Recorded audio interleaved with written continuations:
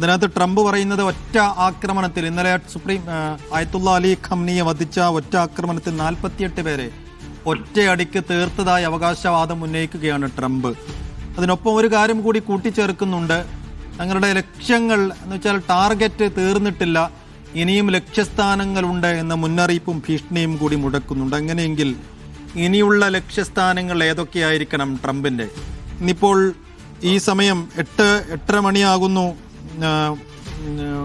ഇസ്രായേലിൽ, 10:30 മണിയാകുന്നു ഇറാനിൽ. അപ്പോൾ ഈ രാവിനെ നമ്മൾ ഏത് രീതിയിൽ കാണണം?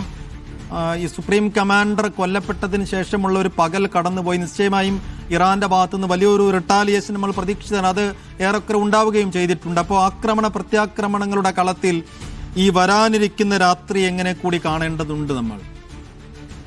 ഇതിൽ സൈഫുദ്ദീൻ, ഇപ്പം ഏറ്റവും അവസാനമായിട്ട് ലഭ്യമാവുന്ന റിപ്പോർട്ടുകൾ പ്രകാരം ഇസ്രായേൽ നഗരങ്ങളിലേക്ക് വലിയ തോതിലാണ് ഇപ്പോൾ മിസൈൽ വർഷം ഉണ്ടായിരിക്കുന്നത്. അതിനെ നേരിടാനുള്ള വിപുലമായിട്ടുള്ള ഒരുക്കങ്ങൾ, മുന്നറിയിപ്പുകൾ, സൈറണുകൾ മുഴങ്ങുന്നതായിട്ടുള്ള റിപ്പോർട്ടുകളാണ് ഇപ്പൊ ഏറ്റവും അവസാനം നമുക്ക് ലഭ്യമാവുന്നത്. അതിശക്തമായിട്ടുള്ള ആക്രമണമാണ് തലബീബ്, ഹൈഫ, അതോടൊപ്പം തന്നെ അസ്ദോദ്, അസ്കലോൺ ഉൾപ്പെടെയുള്ള പ്രധാനപ്പെട്ട എല്ലാ ഇസ്രായേൽ നഗരങ്ങളെയും ലക്ഷ്യം വെച്ചുകൊണ്ടുള്ള വലിയ തോതിലുള്ള മിസൈൽ വർഷം തന്നെയാണ് ഇപ്പോൾ നടന്നുകൊണ്ടിരിക്കുന്നത്. അതിനെ നേരിടാൻ അതിശക്തമായിട്ടുള്ള ഒരുക്കങ്ങളാണ് തുടരുന്നത്. കാരണം ഇന്ന് ഉച്ചതിരിഞ്ഞ് നടന്ന ആക്രമണത്തിൽ മിസൈൽ പതിച്ച് 9 പേർ കൊല്ലപ്പെട്ടു.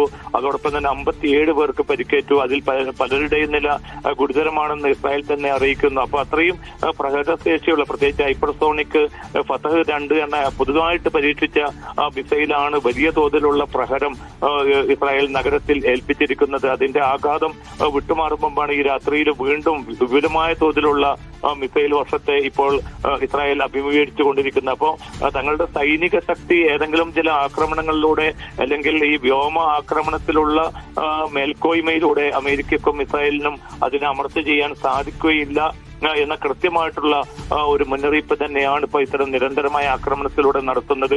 പക്ഷെ അതേസമയം തന്നെ ഗൾഫ് മേഖലയിലേക്കുള്ള ആക്രമണത്തിൽ ഗണ്യമായിട്ടുള്ള കുറവ് വന്നിരിക്കുന്നു. ഇന്ന് രാത്രി ആ അർത്ഥത്തിലുള്ള ഒരു ആക്രമണം കാര്യമായിട്ട് ഒരു ഗൾഫ് രാജ്യത്തൊന്നും റിപ്പോർട്ട് ചെയ്യപ്പെട്ടിട്ടില്ല.